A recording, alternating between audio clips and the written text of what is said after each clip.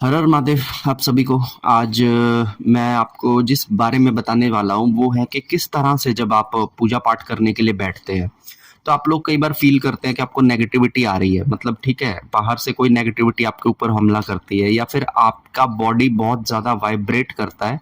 तब आपको किस तरह से अपने घेराबंदी करनी है जिससे कि कोई बाहर की नेगेटिविटी हम पर इम्पैक्टेड ना कर सके। अब फॉर एग्जाम्पल मान लीजिए कोई व्यक्ति है, उसके घर के अंदर बहुत ज्यादा पितृ दोष है। ठीक है, तो ऐसे में जब भी वो व्यक्ति मंत्र जाप करता है तो उसके मंत्र को बाहरी हवाएं हमेशा टच करती है, जिसकी वजह से उसका मंत्र जाप खराब होता है। ठीक है, तो मैं हम हर एक को ये सजेस्ट करता हूँ कि जब भी आप मंत्र जाप करने बैठे तो अपना एक घेराबंदी कर कर बैठे, क्योंकि बिना घेराबंदी के अगर आप मंत्र जाप स्टार्ट करते हैं ना और आपका ऑरा बहुत ज्यादा वीक है तो आपको बहुत ज्यादा नुकसान हो सकते हैं कि कोई भी एंटिटी आकर आपका जाप खराब कर सकती है, आपका जाप चुरा सकती है। या फिर मैंने आपको एक वीडियो में ये भी बताया था कि कुछ एंटिटीज आकर, आप ही के घर की एंटिटीज आकर आपकी रीढ़ की हड्डी को चाटना शुरू करती हैं, जिससे कि जो ब्रह्मांडीय ऊर्जा, कॉस्मिक एनर्जी जो आती है हमारे चक्रास पे, उसको चाटनेंगी तो फिर ना तो उनको फायदा होगा और ना ही हमारे मंत्र जाप को फायदा होगा। तो ऐसे में बहुत ज्यादा जरूरी है घेराबंदी करना।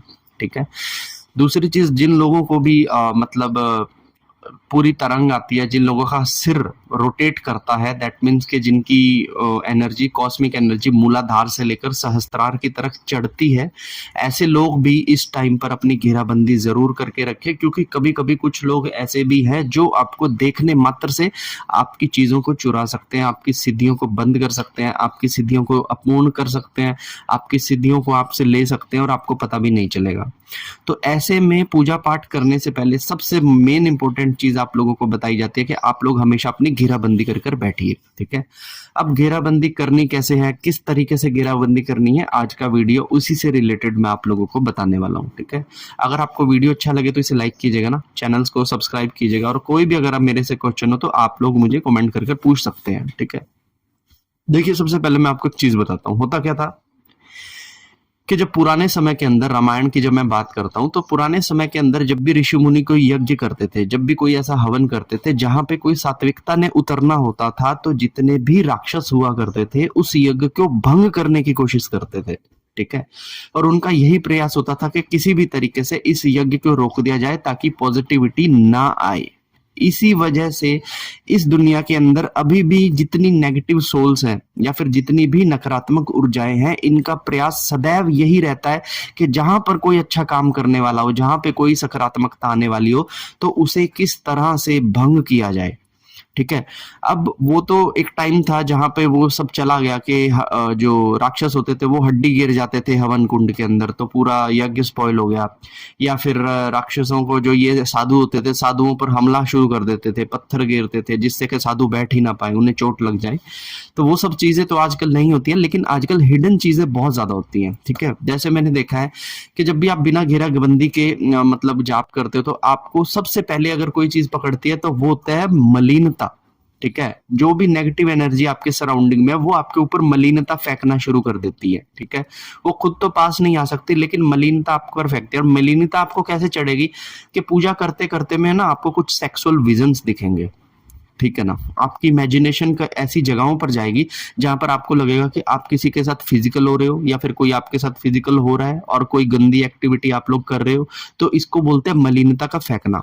ठीक है, अब ये मलिनता जो फेंकी जा रही है इसको कैसे रोकना है, सबसे पहले मैं आपको बता देता हूँ। नंबर एक, सबसे पहले जहां पर भी आप बैठकर जाप करने वाले हो, अपना आसन को हमेशा एक ही रखना। एक रखने का आसन ये होता है कि जब भी हम उस पर बैठते हैं तो हमारा अपने आप एक ऑरा बिल्टअप हो जाता है बैठने के साथ। ठीक है, जैसे ही हमारी कुंडलिनी के 7 चक्रास विराजित होते हैं तो हमारा अपने आप ही उस एक आसन पे चक्रा हमारा बन जाता है।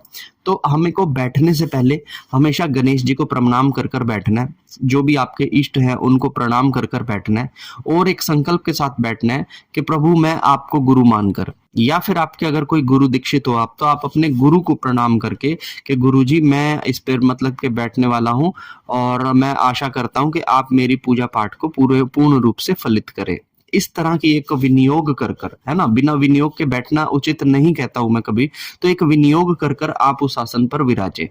ठीक है, ऐसा करने से एक ऑटोमेटिक आपको प्रोटेक्शन मिल जाएगी। ये थी चीज नंबर एक। ठीक है, दूसरी चीज, जब भी आप अपने आसन पर विराजें तो ज़रूरी नहीं है कि कोई नेगेटिविटी ही आप पर हमला करे। कभी-कभी कोई इंसान जिसके अंदर नेगेटिविटी है, वो इंसान भी आपको मलीन करने की कोशिश करना शुरू करता है, ठीक है?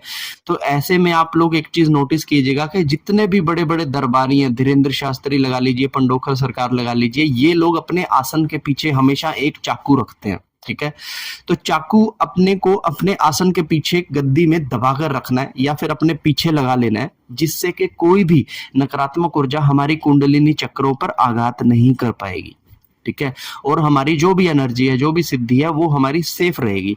अब आप लोग कहेंगे कि मतलब चाकू से ऐसा क्या ही हो जाएगा? देखिए, मैं आपको एक चीज़ बताता हूँ, चाकू एक प्रहार की तरह, एक शस्त्र की तरह इस्तेमाल होने वाली चीज़ है। चाकू से हम किसी चीज़ को काट सकते हैं। तो जब हमारे ऊपर किसी ऐसी एनर्जी का अटैक होगा और चाकू अगर हमारी बैक में पड़ा होगा, तो हमको सेफ्टी महसूस होगी, हमें सेफ्टी रहेगी उन चीज़ों से। अगर कोई हम पर मलिनता भी फेंकेगा, तो चाकू का भी एक शस्त्रीय ऑरा होता है जो आपकी रक्षा करता है, ठीक है?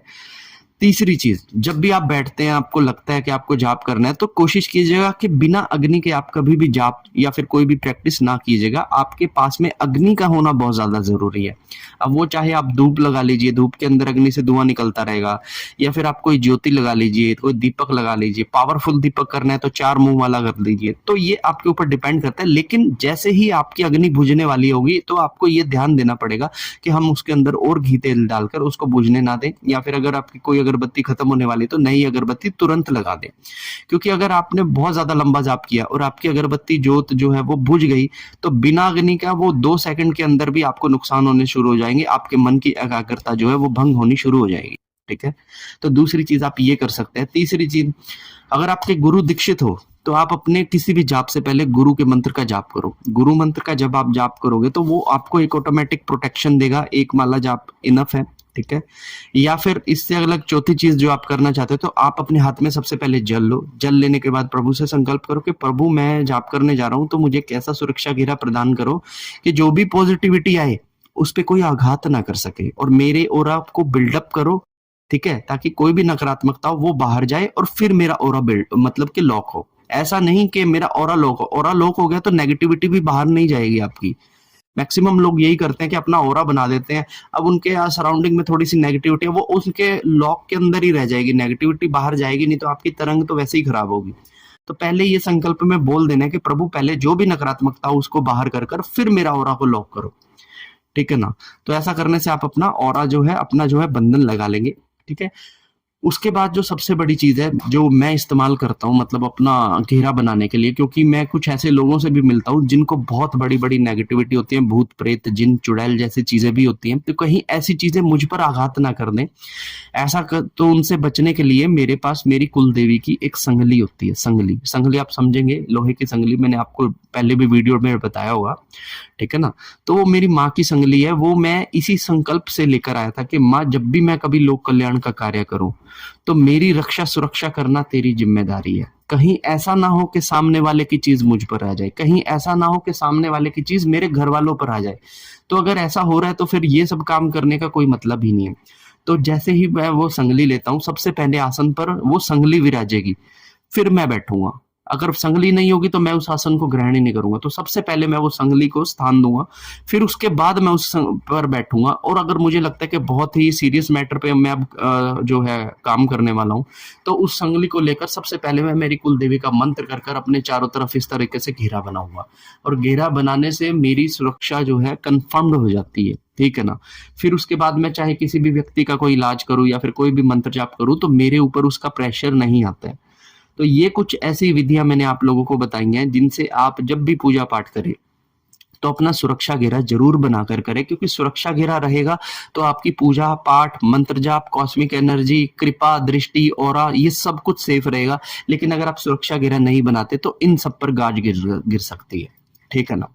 तो आशा करता हूं कि ये एक छोटी सी इंफॉर्मेशन आपके बहुत काम आएगी। और इससे रिलेटेड अगर और भी किसी तरह की आपकी कोई क्वेश्चन हो तो आप मुझे कमेंट कर बता सकते हैं, ठीक है ना? तो वीडियो अच्छी लगी तो वीडियो को लाइक कीजिएगा, चैनल पर अगर नए हो तो इसको सब्सक्राइब कीजिएगा, और बाकी जानकारी के लिए आप चैनल पर हमेशा मेरे बने रहेगा। तब तक के लिए हर हर महादेव।